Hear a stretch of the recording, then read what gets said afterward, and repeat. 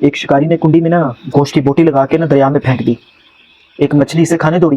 وہیں ایک بڑی مچھلی نے اسے روکا کہ اسے منہ نہ لگانا, اس کے اندر ایک چھپا ہوا کانٹا ہے جو تجھے نظر نہیں آ رہا. بوٹی کھاتے ہی وہ کانٹا تیرے حلق میں چبھ جائے گا, جو 1000 کوششوں کے بعد بھی نکل نہیں پائے گا.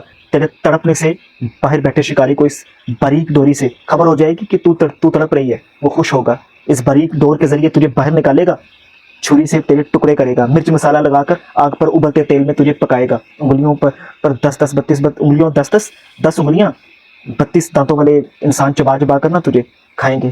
یہ تیرا انجام ہوگا. بڑی مچھلی یہ کہہ کر چلی گئی کہ چھوٹی مچھلی نے دریا میں ریسرچ شروع کر دی. نہ شکاری, نہ آگ, نہ کھولتا تیل, نہ مرچ مسالہ, نہ 10 انگلیاں اور نہ 32 دانت والے انسان, کچھ بھی نہیں تھا.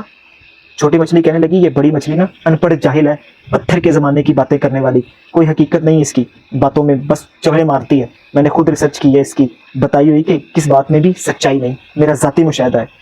وہ ایسے ہی سنی سنائی نام نہاد غیب کی باتوں پر یقین کیے بیٹھی ہے. اس ماڈرن سائنسی دور میں بھی پرانے فضوطہ نظریات لیے ہوئے ہیں.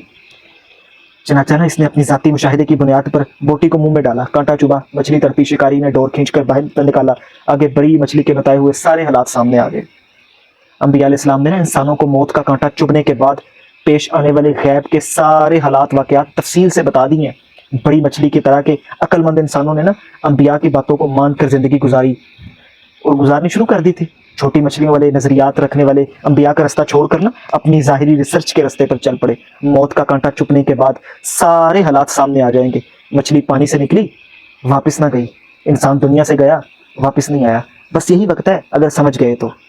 اللہ پاک سب کو سمجھنے کی توفیق عطا فرمائے.